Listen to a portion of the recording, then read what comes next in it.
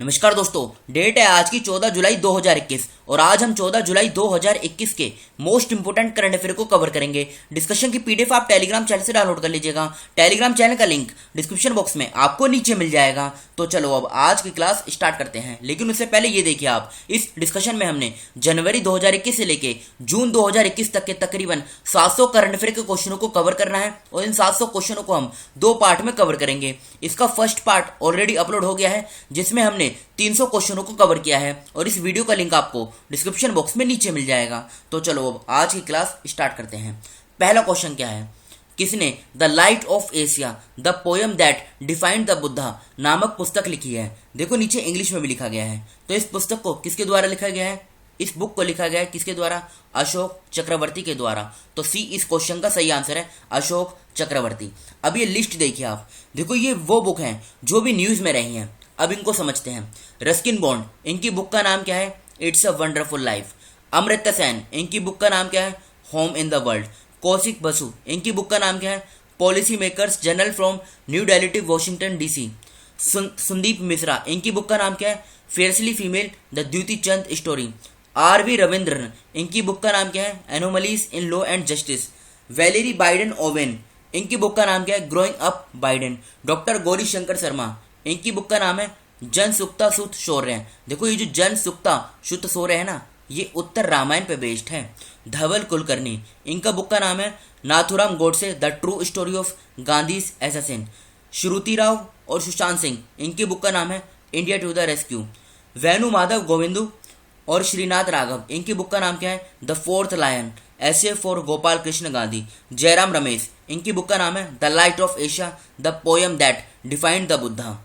तो ये तो वो बुक हैं जो भी न्यूज में रही हैं। तो ये पूरी लिस्ट हमने देखो कवर कर ली है।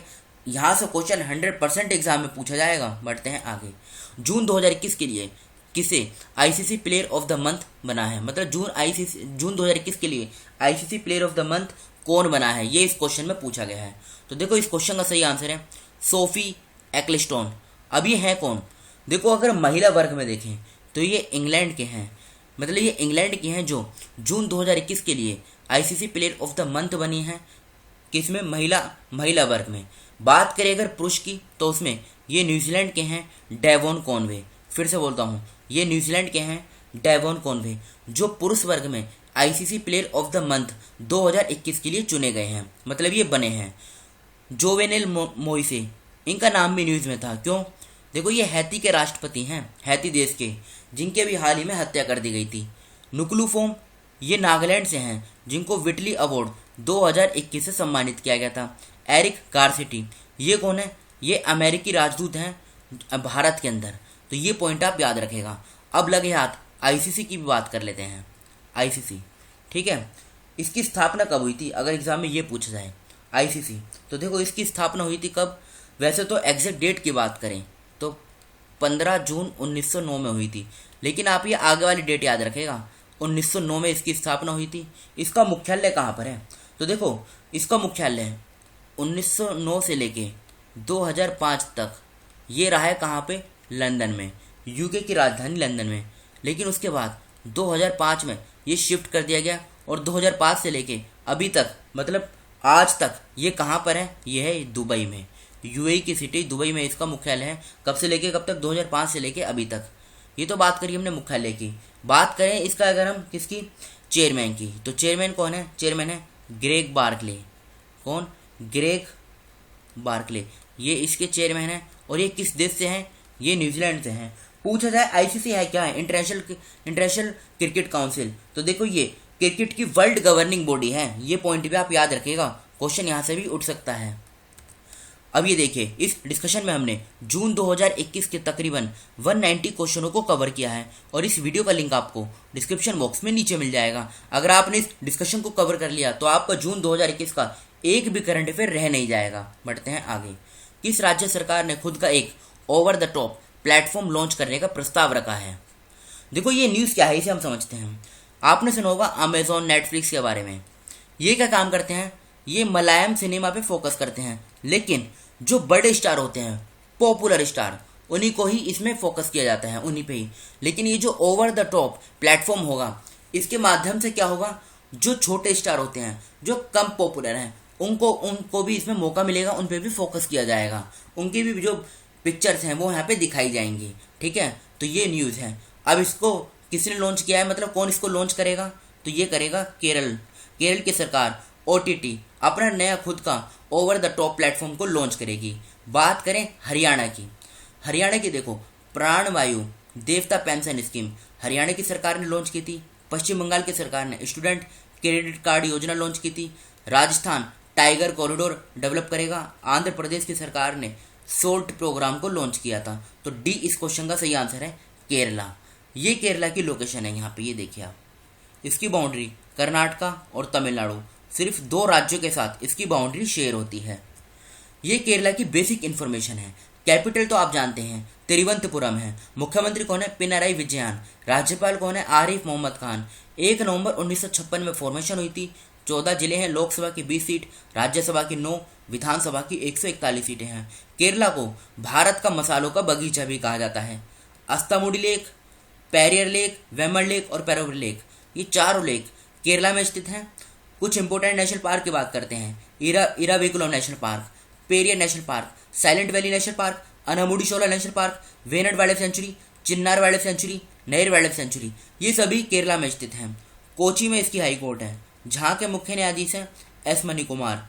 और देखो, केरला और लक्षद्वीप दोनों की जुरिस्डिक्शन कोची हाई कोर्ट के अंतर्गत आती है, जहाँ के मुख्य न्यायाधीश हैं एस मणिकुमार। ये पॉइंट आप याद रखेगा, यहाँ से एग्जाम में क्वेश्चन बन सकता है।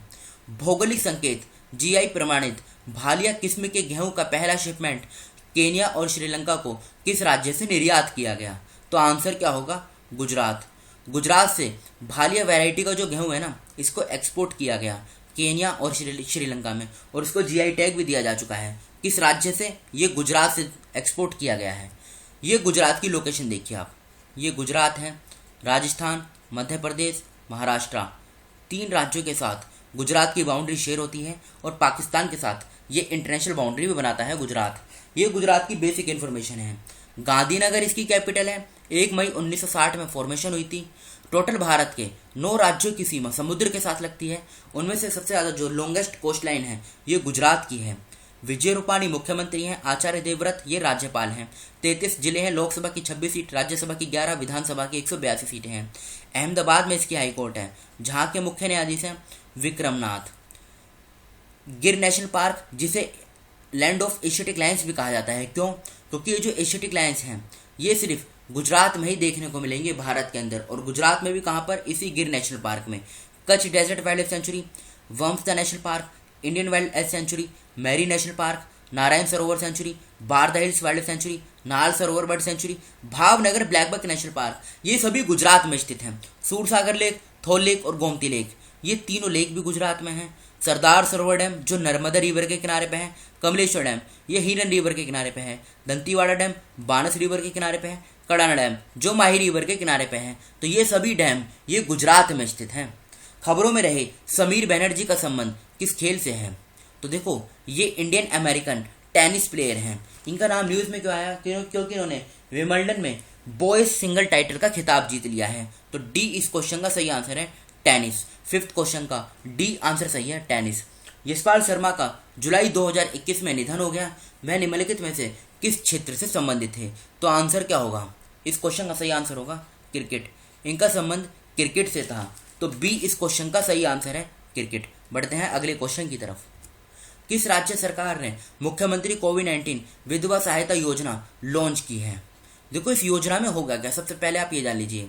वो महिलाएं जो विधवा हो चुकी हैं, मतलब जिनके जो हस्बैंड हैं, जिनके पति कोविड-19 के कारण उनकी मृत्यु हो गई है, तो उनको 1 टाइम फाइनेंशियल असिस्टेंस दी जाएगी। कितनी, ये दी जाएगी देखो तकरीबन 2.5 लाख की, मतलब हर एक को दी जाएगी तकरीबन 2.5 लाख रुपए, और ये 1 टाइम फाइनेंशियल असिस्टेंस होगी। ये पॉइंट आप याद रखेगा। तो इसको किस राज्य सरकार ने लॉन्च किया है, असम की सरकार ने इसको लॉन्च किया है। चीफ मिनिस्टर कोविड-19 विडो सपोर्ट स्कीम, ये असम का लोकेशन है। ये देखिए आप, जहाँ से क्वेश्चन एग्जाम में पूछा जा सकता है। अब देखो इसकी बाउंड्री ना, ऊपर ये देखो भूटान है और नीचे बांग्लादेश, 2 के साथ तो इंटरनेशनल बाउंड्री बनाता है। आसाम से एक पॉइंट आप याद रखेगा, अरुणोदय स्कीम, एक तो ये असम की सरकार ने लॉन्च की थी, और दूसरी एक और थी मोइत्री स्कीम, स्मार्ट थाने बनाने के लिए। तो ये दोनों स्कीम असम सरकार की हैं। असम की हम बेसिक डिटेल की बात करें तो दिसपुर इसकी कैपिटल है। 26 जनवरी 1950 में फॉर्मेशन हुई थी। हेमंत बिस्वा शर्मा मुख्यमंत्री हैं। जगदीश मुखी ये राज्यपाल हैं। 34 जिले हैं। लोकसभा की 14 सीट, राज्यसभा की 7, विधानसभा की 126 सीटें हैं।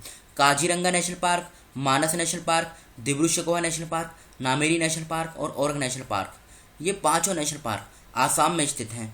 गुवाहाटी में इसकी हाई कोर्ट है, जहाँ के मुख्य न्यायाधीश हैं सुधांशु धूलिया।